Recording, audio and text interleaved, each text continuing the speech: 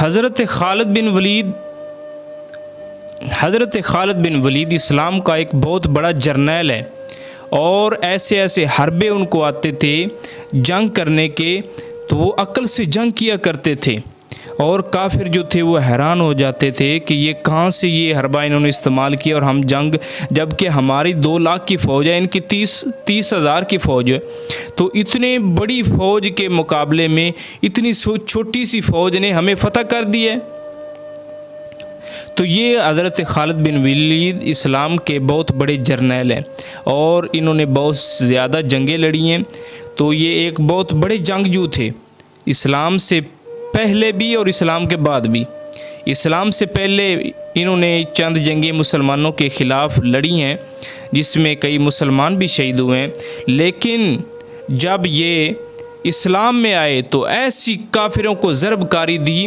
کہ بزرگوں نے لکھا ہے کہ جب یہ حملہ کرتے تھے تو اپنا قدم پیچھے نہیں ہٹاتے تھے، اور ان کی پیٹھ پر کسی نے وار نہیں دیکھا۔ اس طرح کا جرار بہادر تھا حضرت خالد بن ولید رضی اللہ تعالیٰ عنہ۔ ایک جنگ میں تشریف لے گئے، تو جنگ میں جا کر جب انہوں نے دیکھا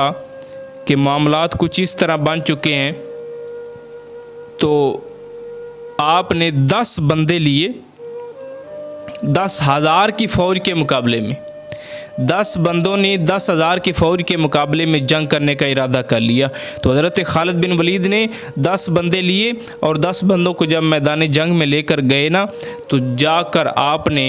10 بندے 10,000 کے مقابلے میں، تعجب خیز بات ہے، لیکن مسلمان جو ہے وہ اسلحے پر اور تعداد پر فخر نہیں کرتے، وہ اللہ کی رحمت پر فخر کرتے ہیں کہ اللہ تعالیٰ ضرور مدد بھیجے گا۔ تو حضرت خالد بن ولید جب جنگ میں 10 بندوں کو 10,000 کے مقابلے میں لے کر گئے، تو آپ نے گھوڑوں کی جو دمیں تھی ان کو ایک دوسروں کے ساتھ باندھ دیا۔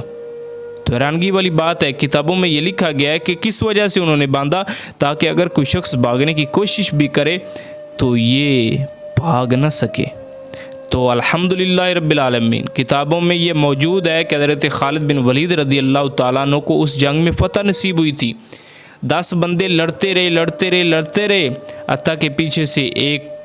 اور فوج آ گئی ان مسلمانوں کی امداد کے لیے، تو کافروں کو اس جگہ شکست ہوئی۔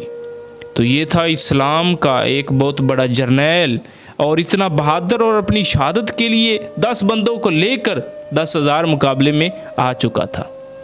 تو یہ ہے خالد بن ولید، یہ اسلام ہے، ہمیں اسلام یہ درس دیتا ہے۔